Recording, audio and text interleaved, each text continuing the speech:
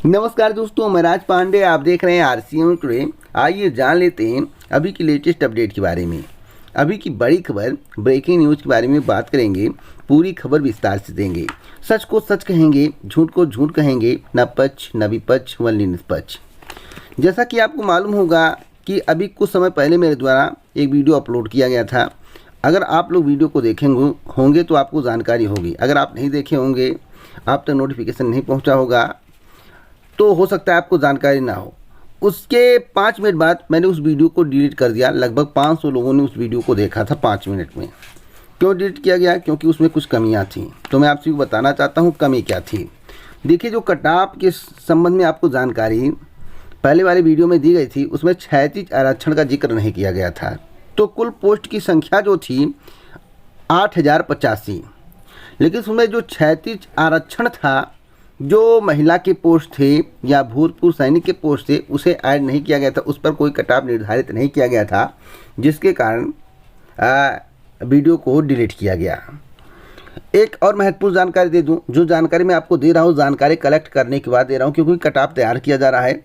इसी महीने के लास्ट कभी भी या मई के फर्स्ट तक जारी कर दिया जाएगा। वैसे उन्होंने कहा कि जैसे ही कटाव तैयार होगा, सचिव का साइन होगा, उसके बाद अपलोड कर दिया जाएगा, आपको सूचित कर दिया जाएगा कितने परसेंटाइल वाले मुख्य परीक्षा में बैठेंगे। तो पहले मैं आपको बता दूं, 8085 पोस्ट हैं। 2449 पोस्ट क्षैतिज आरक्षण के हैं। 5636 पोस्ट सभी के हैं, जिसमें general, OBC, SC, ST, EWS शामिल हैं। 5636 प्लस 2449 मिलाकर 8085 पोस्ट होता है। अब जनरल, ओबीसी, एससी, एसटी और ईडब्ल्यूएस के कुल 87,358 से 92,994 कैंडिडेट मुख्य परीक्षा के लिए क्वालिफाई किए जाएंगे। मेरी जानकारी के अनुसार जो मुझे जानकारी मिली है, आगे कोई करिश्मा हो जाए, मुख्यमंत्री जी फिर कल की तरह एक टीम 9 की बैठक कर दें कि नहीं 50% को बुलाओ, 40% को बुलाओ, अलग बात है। जो करंट की जानकारी है वही दे रहा हूँ। भविष्य में मुख्यमंत्री जी ऐसा कोई निर्देश देते हैं तो ये मत कहिएगा भैया आपने ये बताया था। तो जो करंट की जानकारी है, मैं डाटा के साथ आपको बता रहा हूँ, अंकों के साथ बता रहा हूँ, अंकों से खेल रहा हूँ। तो 87,358 से लेकर 92,994 कैंडिडेट मुख्य परीक्षा में बैठेंगे, जिसमें general, OBC, SC, ST, EWS शामिल होंगे। क्षैतिज आरक्षण के कितने कैंडिडेट बैठेंगे? 2449 पोस्ट है क्षैतिज आरक्षण का, जिसमें भूतपूर्व सैनिक, महिला इत्यादि हैं। भूतपूर्व सैनिक, महिला इत्यादि जिसमें है, जो क्षैतिज आरक्षण के अंतर्गत आता है 2449 पोस्ट, उसमें कितने कैंडिडेट क्वालिफाई होंगे? तो 37,959 से 40,408 कैंडिडेट, यानी कि इतने अधिकतम 40,408, कम से कम 37,959। एक और महत्वपूर्ण जानकारी दे दूं, अंतिम कटाफ पर कितने भी कैंडिडेट हों, मुख्य परीक्षा के लिए क्वालिफाई किए जाएंगे। हो सकता है कि जो प्रारंभिक अर्हता परीक्षा हुआ है, मुख्य परीक्षा के लिए जो कटाफ निर्धारित किया जा रहा है, उसमें आपको आरक्षण का लाभ ना मिले, ऐसा भी हो सकता है। और जब फाइनल रिजल्ट आए, उसमें आपको आरक्षण का लाभ दिया जाए। बातों को ध्यान से सुनिएगा और समझिएगा, क्योंकि जानकारी कलेक्ट करके देना, और आप उस जानकारी को सुन रहे हैं तो भविष्य में यह बात सही होगी। लेकिन इतना मैं कहूँगा कि जिस तरह से दरोगा भर्ती परीक्षा का परिणाम आप लोगों ने देखा है, आप लोग चौंके हैं, उसी तरह से आप इसमें भी चौंकेंगे। आप कहेंगे इतना परसेंटाइल कैसे चला गया, इतना तो नहीं जाना चाहिए था। तो हो सकता है आप आरोप भी लगाएं, आरोप प्रत्यारोप का दौर हो कि 8,085 पोस्ट आने के बावजूद कट ऑफ इतना हाई कैसे चला गया। तो जो कट ऑफ निर्धारित किया जाएगा वह वर्गवार, जिसकी जितनी सीटें होंगी उसी में आप मल्टीप्लाई 15 या 15 से अधिक कर सकते हैं। बात समझ गए? अब इससे ज़्यादा आपको समझाने की आवश्यकता नहीं है। अब जानना है कि कट ऑफ क्या हो सकता है। ध्यान से सुनिएगा।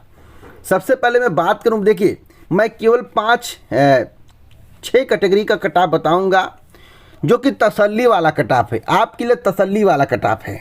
हो सकता है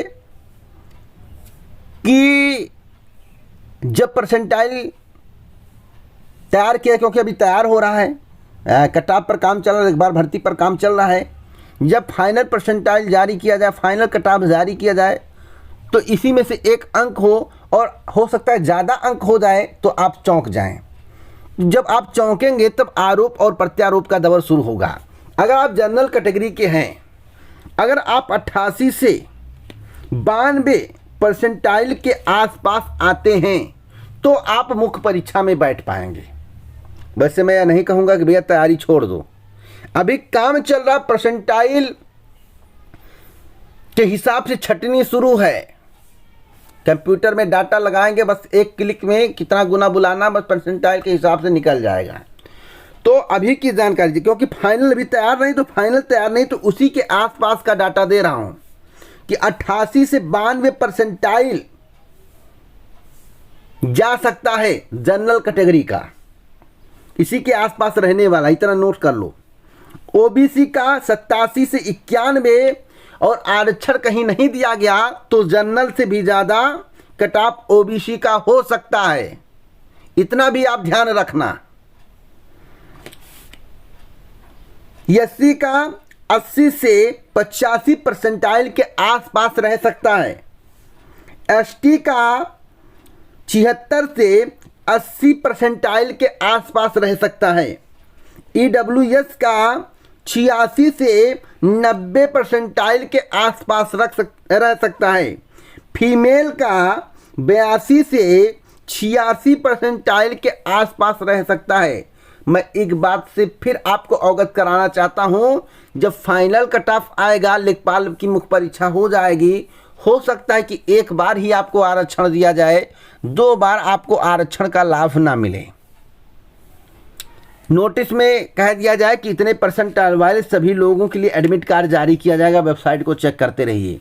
लेकिन हो सकता है कि आपको कट ऑफ ना बताया जाए, हो सकता है कह दिया जाए कि आपका एडमिट कार्ड जो क्वालिफाई किए हैं उनका एडमिट कार्ड वेबसाइट पर जारी होगा, अपना रूल नंबर या अपना रजिस्ट्रेशन नंबर डालकर जो है डाउनलोड कर सकते हैं। उस समय आपका ना है तभी आप चिंतित हो जाएंगे। जब फाइनल रिजल्ट लेखपाल का आए, उस समय आपका कट ऑफ जारी किया जाए तो आप चौंक जाएं कि इसमें मेरा नहीं हुआ, क्यों नहीं हुआ। तो एक देखिए, यही सस्पेंस जो है उत्तर प्रदेश लोक सेवा आयोग में बना था। जब लोगों ने कट ऑफ देखा, कुछ समय बाद कट ऑफ जारी किया गया, तो ओबीसी वाले, आरक्षित वर्ग वाले अपने सिर पे हाथ रखने आए, एक ऐसे हो गया, बहुत गलत हुआ हमारे साथ। तो ऐसा भी हो सकता है क्योंकि उत्तर प्रदेश अधीनस्थ सेवा चयन आयोग उत्तर प्रदेश लोक सेवा आयोग की कार्य प्रक्रिया को फॉलो कर रहा है, फॉलो करना शुरू कर दिया है। क्योंकि आज तक आप लोगों ने देखा होगा कि उत्तर प्रदेश अधीनस्थ सेवा चयन आयोग ने जो भी कैलेंडर जारी किया उसमें तिथि का निर्धारण नहीं था। पहली बार तिथि का निर्धारण उत्तर प्रदेश अधीनस्थ सेवा चयन आयोग ने जारी किया। यानी कि उत्तर प्रदेश लोक सेवा आयोग तिथि का निर्धारण करता था, लेकिन उत्तर प्रदेश अधीनस्थ सेवा चयन आयोग नहीं करता था। उत्तर प्रदेश अधीनस्थ सेवा चयन आयोग कहता था कि अक्टूबर से नवंबर के बीच में हम परीक्षा करा देंगे, दिसंबर से जनवरी के बीच में परीक्षा करा देंगे, दिसंबर में परीक्षा संभावित है, इस तरह से लिखा रहता था। लेकिन पहली बार ऐसा हुआ है कि तिथि के अनुसार परीक्षा के संबंध में आपको जानकारी दी गई है, तो एक भ्रम की स्थिति समाप्त हुई। आपको एक तिथि निश्चित बता दी गई कि इस तारीख को परीक्षा हो। अब कोरोना की चौथी पश्चिमी लहर आ जाए तो भाई परीक्षा स्थगित होगी, इसमें दो राय नहीं है। तो कटाप को एक बार और सुन लिए होंगे, सुना देता हूं मैं आपको। जनरल कैटेगरी 88 से 92 परसेंटाइल के आसपास, ओबीसी 87 से 91 परसेंटाइल के आसपास, एससी 80 से 85 परसेंटाइल के आसपास, एसटी 76 से 80 परसेंटाइल के आसपास, ईडब्ल्यूएस 86 से 90 परसेंटाइल के आसपास और फीमेल 82 से 86 परसेंटाइल के आसपास। और जो कुल कैंडिडेट की संख्या होगी वह 1,25,000 से लेकर 1,34,000 कुछ हो सकती है।